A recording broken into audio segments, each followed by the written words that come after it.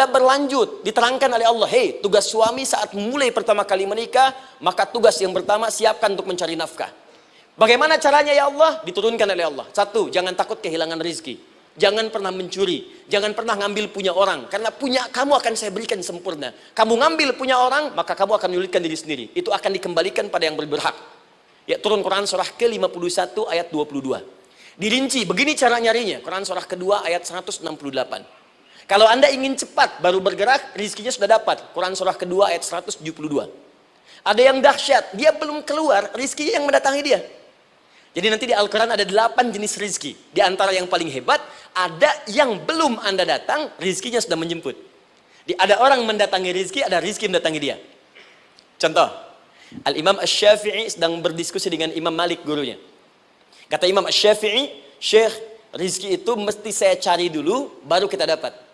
Kata gurunya, ya Syafi'i, ada rizki yang cukup kita beramal dekat kepada Allah, dia akan datang tanpa kita cari dengan ikhtiar manusia. Kata Syafi'i, mustahil. Kata Quran kan kita kerja dulu, baru datang. Kata Imam Malik gurunya, kamu yang belum sampai. Kita amalkan ini, rizki datang. Maka berhenti sampai di situ, Imam Syafi'i pamit. Di jalan tiba-tiba, beliau mendapati ada panen anggur, Pak, Bu. Terus dipanggil sama yang punya kebun. Ya, pemuda katanya, sini. Mau bantu nggak? Kalau kamu bantu, kami berikan anggurnya. Maka beliau bantu, panen, petik. Sampai setelah selesai diberikan anggur yang besar-besar, hanum. Senyum, senang beliau. Ternyata senangnya bukan karena dapat anggur. Senangnya karena merasa pendapatnya benar. Kalau saya nggak bantu panen ini, nggak akan dapat saya anggur. Cuma karena saya bantu, saya diberi ini. Maka rasa senangnya inilah dibawa kemudian kepada gurunya, ingin laporan. Tapi perhatikan adabnya. Dia tidak mengatakan, guru, nih saya benar. Kalau saya nggak ikut panen, nggak dapat saya ini. Perhatikan kalimat Asy-Syafi'i. Guru, tadi saya di jalan, dipanggil oleh pemilik kebun, ikut panen anggur. Begitu saya bantu, saya diberikan anggur ini. Beliau tekankan dengan kalimat yang kencang pada kalimat, begitu saya bantu, saya dapat anggur ini. Imam Malik tersenyum mengatakan, Masya Allah Syafi'i, luar biasa. Ini siang begitu panasnya, tadi saya mau keluar ngajar, terfikir di benak saya, Allah, kalau ada anggur yang besar-besar, enak rasanya. Tiba-tiba kamu datang bawa anggur. Jadi Imam Syafi'i kerja dapat sesuatu, Imam Malik terfikir sesuatu, datang rezeki. Itu ada di Quran surah ke-7, teman-teman, ayat ke-96, paling kanan sebelah atas di mushafnya. Kita teruskan dulu. Ya, Anda dalam mencari kerja, ingat, kalau Allah yang sampaikan pasti terjadi. Jangan dikira mudah. Kata Allah akan ada persaingan, akan ada kadang-kadang singgungan, akan ada tantangan, maka mulai petakan tantangan apa yang akan Anda lalui saat Anda mulai mencari nafkah itu. Maka turun Quran surah kedua ayat 214, paling kanan sebelah bawah. Am hasibtum an tadkhulul jannata. Hei, apa kamu mudah begitu saja mengira akan sukses dalam pekerjaanmu? Bahkan bisa diartikan surga, ingin masuk surga. Walamma ya'tikum mathalul ladzina khalau min qablikum. Sebelum engkau diuji seperti orang sukses dulu pernah sukses. Lihat mereka. Enggak ada orang sukses yang instan. Cuman balikan telapak tangan dapat, tidak. Kata Allah, lihat orang-orang dulu. Lihat orang-orang hebat dulu, bagaimana mereka bisa kaya, bisa sukses, bisa punya posisi. Masat umul ba'sa, petakan olehmu tantangan apa yang akan dihadapi saat engkau bekerja itu. Satu, kata Allah, ba'sun, ada yang ringan. Ya, ba's. Ba'sa, jamak dari kata ba'sun. Dua, dara. Ini sudah menengah, jamak dari kata durun. Tiga, zilzal, ini yang paling tinggi puncaknya. Jadi kalau Anda sudah mendapatkan ini, yakinlah, berarti Anda akan mendapatkan posisi yang tinggi. Karena mustahil orang besar diuji dengan ujian yang kecil. Zilzal, ini bagian ketiga. Ba'sa, ba'sun, mulai. Kira-kira tantangan-tantangan ringan apa saja yang akan Anda hadapi? Ya, kalau saya contohkan misalnya dengan contoh yang lain singkat, Anda mau ke masjid, ingin konsisten, mulai hijrah, ingin dekat dengan Allah, tiba-tiba yang tadinya nggak mau ke masjid, mulai ke masjid, diuji dengan hujan. Yang kecil, rintik-rintik, shower. Begitu hujan, orang Arab mengatakan kalau hujannya bisa lewat tanpa payung pun, orang Arab mengatakan la ba'sa. La ba'sa ini ringan. Orang kita sambungin, labas. Dari bahasa Arab, lewat. Nah, jadi kalau Anda mau berangkat nih, siap bekerja, siap hadapi tantangan. Baru mau lewat hujan kecil, berarti itu tantangan kecil kita lewati. Macet, petakan, cari jalan yang kemudian sempurna, jalan yang kosong, buka Google-nya, buka Waze-nya, buka map-nya, Cari. Jadi kalau pada yang kecil aja belum kita lewati, bagaimana mendapatkan yang besar? Anda mau ke masjid, dikasih hujan kecil. Mau berangkat gak jadi. Papa, kenapa gak jadi? Hujan mah, kan ada payung. Takut riak. Tuh. Setelah itu darwa. Maaf, tantangan fisik. Kadang-kadang mulai ke fisik. Mulai mengganggu. Ya, maaf, dirincikan kemudian oleh Al-Quran. Turun Quran surah ke-21. Ayat 87 sampai 88. Kisah Nabi Yunus alaihissalam. Yunus beraktivitas, bekerja. Bukan berarti nggak ada tantangan. Kadang-kadang dibawa, kadang-kadang diusir. Kadang-kadang Anda dapat misalnya proyek. Kadang-kadang sudah mulai, masukkan tender. Tiba-tiba gagal, diserobot orang. Kadang-kadang orang yang dapat, Anda yang ngajukan. Itu biasa. Kata Allah itu biasa, bukan cuma Anda, yang lain pun ada. Bukankah Allah ajarkan kisah Sayyidah Hajar alaihissalam dengan Ismail? Bukankah bolak-balik naik Safa Marwah? Kadang di atas, kadang di bawah, kadang lihat peluang sampai Marwah ternyata bukan air. Terkadang Anda yang bekerja, tim yang lain yang mendapatkan karena kerja keras Anda bisa jadi terjadi. Bukankah yang kerja keras Hajar yang dapat Ismail? Mungkin Anda yang konsep, yang dapat minyaknya orang lain. Mungkin Anda yang kerjakan, yang suksesnya teman Anda, gak ada masalah. Dan itu kemudian akan bermanfaat bagi Anda. Tidak mungkin setiap keringat yang keluar dari diri kita mustahil, kecuali akan melahirkan manfaat yang kembali pada diri kita. Tantangan. Tapi yang paling dahsyat, ini yang gak ditemukan. Di sebagian referensi yang kita baca. Ketika Allah menjelaskan semua tahapan-tahapan tantangan ini, sampai ke puncaknya zilzal. Zilzal itu kalau bahasa sekarang gempa. Ada ujian yang menggoncang hati kita. Ketika Anda kerjakan, ya Allah, tantangannya dahsyat. Kenapa mesti saya, ya Allah? Kau nggak selesai-selesai, ya Allah. Itu wajar, teman-teman. Itu biasa. Kata Allah, orang dulu saja mengatakan, mata nasrullah, kapan ini selesai? Berbahagialah kalau teman-teman sudah mendapatkan tantangan puncak yang paling tinggi ini. Ini artinya, Allah sedang mempersiapkan Anda menjadi orang besar di kemudian hari. Dan cara mengatasinya, diturunkan Quran, surah ketiga, ayat 142. Paling kiri sebelah atas. Perhatikan dahsyatnya. Yang pertama diterangkan tantangannya, yang kedua dijelaskan cara mengatasinya. Saya mau berhenti sampai di titik ini, nanti saya terangkan cara berinteraksi dengan Al-Quran. Ya, perhatikan baik-baik. Kata Allah, jika kelak engkau sudah bisa memetakan tantangan ini, maka siapkan solusi untuk mengatasinya. Ayatnya dibuka dengan kalimat yang sama persis. Saya pernah sampaikan teori ini di dua perusahaan besar di Indonesia. Yang pertama, ada salah satu perusahaan, karena ini direkam saya nggak sebutkan perusahaannya, perusahaan otomotif besar, sedang turun gratis, kemudian juga ada inflasi yang tinggi. Terus saya terangkan teori Quran. Dia praktekkan berhasil, Pak. Padahal saat itu saya presentasi di depan non-muslim. Non-muslim. Sales-sales se-Indonesia dikumpulkan, saya bedah tentang ini. Dan mereka berhasil. Sampai sekarang naik lagi. Yang kedua sama, ini direkturnya juga non-muslim. Tapi nggak apa-apa, kita diskusi. Dan mau mendengar teori ini. Dan praktekkan, naik. Ya, dulu di satu perusahaan minyak juga. Sedang turun, karyawan semua dikumpulkan, lalu kita bahas tentang ini, kita terangkan. Yang ini yang paling menarik dari Al-Quran. Kalimatnya sama persis, Quran surah ketiga, ayat 142. Am hasibtum an tadkhulul jannata. Apa Anda duga akan begitu mudah mendapatkan kesuksesan dalam hidup? Tolong fokus baik-baik. Jangan selalu mengartikan jannah dengan surga. Karena asal kata jannah itu artinya kesuksesan, kebahagiaan yang belum tampak. Surga, kenapa disebut dengan jannah? Karena itu puncak kebahagiaan kita yang belum nampak sekarang. Saya kasih rahasia ya, ini antara kita saja nih. Kalau ada kata jim dengan nun di depannya, itu pasti tidak nampak, tersembunyi. Apapun tambahannya. Ya, misal, jin kenapa disebut dengan jin? Karena memang ketika diciptakan, dia tidak tampak. Tersembunyi. Lawannya ins. Karena itu kita disebut ins. Karena saat lahir kita tampak. 18 kali disebutkan dalam Al-Quran. Ya ma'syaral jinni wal ins. Wa ma khalaqtul jinna wal ins. Jadi jin disebut jin karena memang fitrahnya tersembunyi. Gak nampak. Jadi kalau ada jin melakukan penampakan, itu jin sedang kena masalah. Sedang keluar dari fitrah. Sama dengan manusia, harusnya tampak. Jadi kalau ada manusia yang senang sembunyi-sembunyi, dia sama dengan, bukan saya yang bilang, sedang punya masalah. Ke kantor, sembunyi-sembunyi, hati-hati Pak Alfian tuh. Biasa ada pintu depan, masuk pintu belakang. Suami di rumah, buka WA, sembunyi-sembunyi, Bu hati-hati tuh.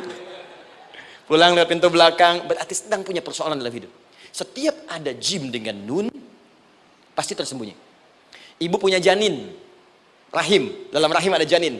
Kenapa disebut dengan janin? Jim, nun, ya, nun. Karena sosok itu belum nampak dalam pandangan kita. Nanti kalau sudah lahir, baru tampak. Jannah, kenapa disebut jannah? Karena belum tampak dalam pandangan kita. Nanti kelihatan. Karena itu dalam Al-Quran, kata jannah itu tidak dikhususkan dengan surga. Tidak dikhususkan dengan surga. Kadang-kadang menunjuk aspek kesuksesan yang belum tampak. Anda mau ngubur minyak, minyaknya belum tampak. Belum kelihatan. Anda mau kerja, ya hasilnya kan belum tampak, baru ikhtiar sekarang.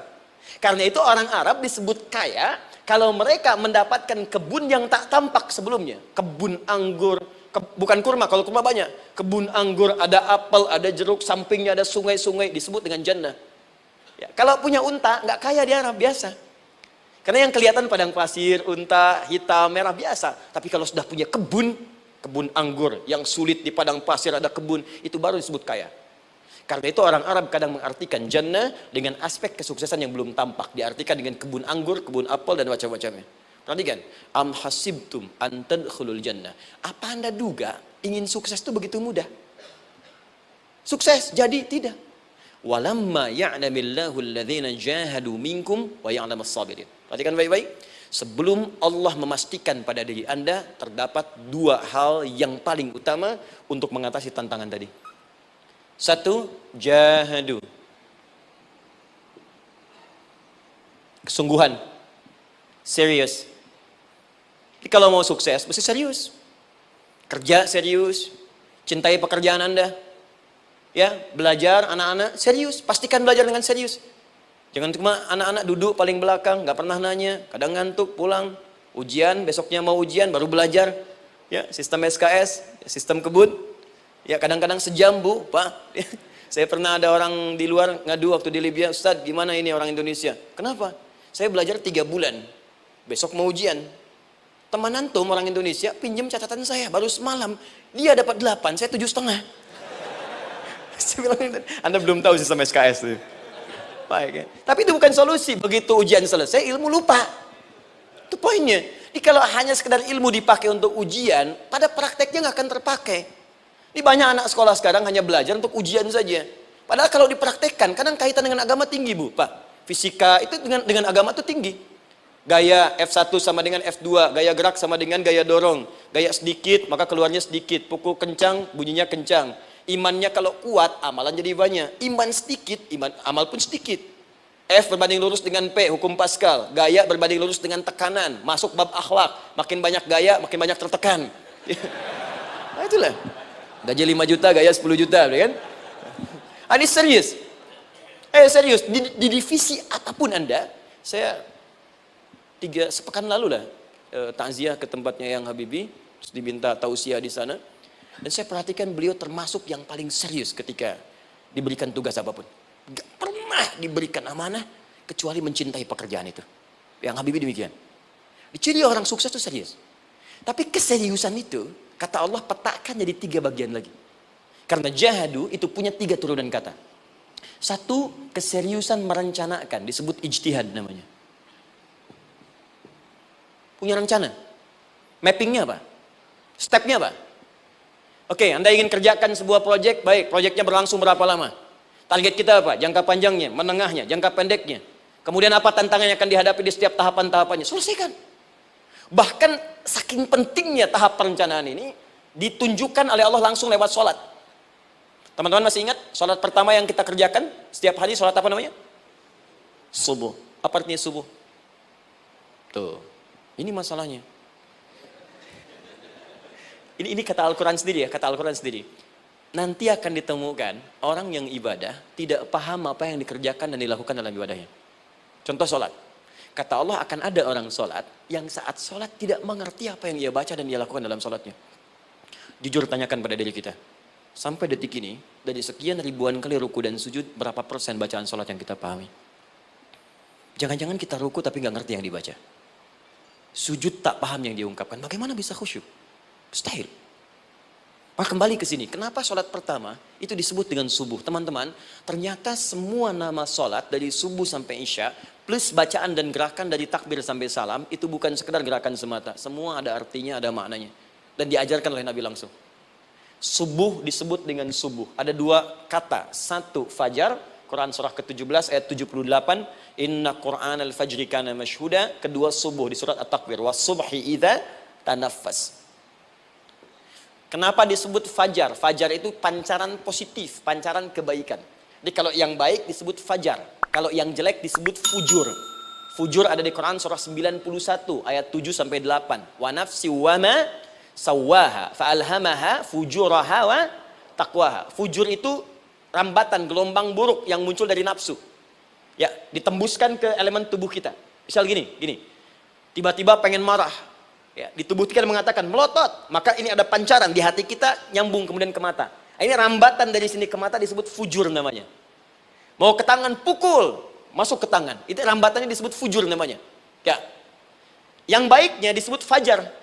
Ya, misal saya ingin sholat, tiba-tiba hati mengatakan sudah azan, merambat ke kaki, cepat melangkah. Cepat wudhu. Nah, itu rambatannya disebut fajar namanya. Atau infajar. Ini pasti ada, ya. Fujur nama lainnya nafsu. Disebutkan 115 kali dalam Al-Quran. Takwa, rambatan fajar, sumbernya takwa. Disebutkan 115 kali dalam Al-Quran. Di jiwa kita ada takwa, ada nafsu. Takwa yang dorong malaikat disebutkan 88 kali dalam Al-Quran. Nafsu yang dorong setan disebutkan sama 88 kali. Di setiap Anda akan mengerjakan satu hal, pasti akan yang mendorong pada yang baik, akan mencegah dari yang baik itu nafsu. Pasti itu. Pak Alpian mau tanda tangan proyek. Tiba-tiba disodorkan, Pak, ini Pak. Kok begini proyeknya? Perbaiki. Karena ada yang nggak beres. Tapi fee-nya lumayan Pak, 1 miliar. Nggak bisa. Jiwa takwa mengatakan, jangan terima Pak. Bapak mengatakan, maaf, ini jari tahiyat. Gak akan pernah dipakai maksiat. Perbaiki. Datang lagi. Ini Pak, kok sama? Fee-nya diperbaiki Pak, 100 miliar. Nafsunya mulai berkata, terima. Takwanya bilang, jangan. Akhirnya beliau katakan, tangan tahiyat gak akan pernah dipakai maksiat. Tapi tunggu, saya istiqoroh dulu.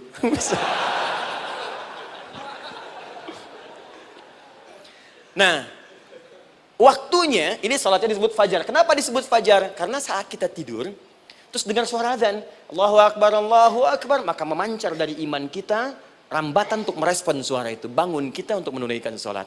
Waktunya disebut subuh. Kenapa disebut subuh? Dari kata asbah. Asbah itu artinya yang siap dengan rencana. Ya, orang Islam tuh nggak ada yang bangun dari tidurnya, kecuali punya rencana jelas yang akan dieksekusi di hari itu. Makanya sebelum kita bekerja mengeksekusi itu, kita datang menghadap Allah. Supaya Allah berikan kemudahan di setiap aktivitas kita. Coba lihat manajemen Nabi. Bukankah sebelum tidur beliau istighfar dulu? Dirinci pekerjaannya, dicatat yang akan dikerjakan besok, istighfar 70 kali, 100 kali, sehingga dengan istighfar saat tidurnya tenang. Coba kita biasakan. Ada yang baca Quran, ada yang istighfar. Kalau nggak percaya silahkan cek. Begitu Anda lakukan, tidurnya enak. Besoknya rencana itu sudah siap. Makanya ketika bangun, siap jam 7 mau kemana, jam 8 ada di mana, jam 12 kerjakan apa. Sebelum mengerjakan itu, datang kepada Allah, sujud, ya Allah, saya punya rencana ini tolong mudahkan. Begitu caranya. Itu yang disebut dengan subuh. Nah, sekarang kembalikan peta hidup kita mau seperti apa ke depan. Ijtihad. Yang kedua, kalau sudah jelas konsepnya, visinya sudah ada, maka jihad. Yang kedua, jihad. Jihad itu eksekusinya, aksinya, actionnya, perjuangan fisiknya. Rencananya apa? Tahajud malam nanti. Bismillah. Jam berapa? 2:30. Baik, yuk kita mulai rencanakan. Eksekusi rencananya. Bagaimana cara kita bangun 2:30? Pasang alarm. Jam berapa alarm dipasang? 3 kali. Pertama 1:30, kedua 2 kurang 1/4, ketiga jam 2 lewat 1/4. Baik. Alarm pertama untuk mematikan alarm kedua. Alarm kedua matikan alarm ketiga. Ketiga siap-siap. Baik. Siap bangun. Jihad. Awas, ini penting ya. Jihad itu jangan dipersempit maknanya kepada situasi peperangan saja, tidak. Banyak jihad itu luas sekali medannya. Karena jihad itu perjuangan fisik. Dan maaf sekali, dalam konteks perang pun bukan menyerang orang. Tapi membela diri saat diserang. Di Islam itu bukan agama ekspansi. Cek di sejarah, nggak ada Islam menyerang. Yang ada itu membela diri saat diserang. Atau saat orang lain dizalimi dan kita diminta untuk terlibat, kita membantu. Ini bukan dalam konteks sekarang yang banyak dibincangkan. Tembak orang, bom orang, nyerang orang. Bukan. Itu waktu kejadian bom Tamrin itu pertama, saya di Lampung posisinya. Itu begitu meledak, tuar. Pertanyaan pertama Pak di Badistani, Ustadz, apakah bom di Jalan Tamrin termasuk jihad fisabilillah? Saya bilang, Pak, sependek pengetahuan saya, jihad fisabilillah itu jihad di jalan Allah, bukan di jalan tamrin. Kaidahnya beda. Nah, misal mencari nafkah itu jihad. Cari nafkah jihad. Quran surah keempat ayat 34, paling kiri sebelah atas. Tugas pertama ketika menikah, kata Allah, ar-rijalu qawwamuna 'alan nisa. Setiap lelaki itu diminta oleh Allah untuk mengatur bagian rumah tangganya. Jadi pemimpin di rumah tangganya. Ya bima faddalallahu ba'dahum 'ala ba'din, karena diberikan kemampuan untuk memimpin. Di pemimpin itu ada di suami. Dan ciri khas pemimpin, Bu, biasanya ciri khas pemimpin apa, Bu? Bukan tegas, bukan. Ciri khas pemimpin itu tidak mau dipimpin. Makanya kalau ada sesuatu, masukkan lewat usulan, jangan beri saran. Kalau saran susah, itu pemimpin. Baik, tapi yang paling luar biasa kata Allah, perhatikan kalimatnya indah sekali. Wa bima anfaqu min amwalihim. Saya berikan tugas untuk mencari nafkah. Ketika seorang lelaki bertugas mencari nafkah, ingat ya, konteks apapun, kalau perempuan nanti bekerja bukan nafkah poinnya. Bisa hobi, ya, bisa aktivitas, tapi nafkah kalau sudah menikah itu ada pada suami. Perempuan tidak. Kalaupun tidak dilarang perempuan bekerja, tidak. Sayyidah Aisyah mengajar, ada yang para sahabiah jadi perawat, ya, ada yang pengajar. Banyak dulu sahabat Nabi yang perempuan mengajar. Ya, kan ada pelajaran-pelajaran khusus perempuan. Ya, ada bagian perawat, ada dokter. Ini kan yang ngandung perempuan, masa yang periksa laki-laki? Ya, ada bagian perempuan tertentu, itu silahkan bekerja boleh. Tapi nafkah laki-laki. Begitu lelaki meniatkan pekerjaannya karena Allah untuk mencari nafkah, itu setiap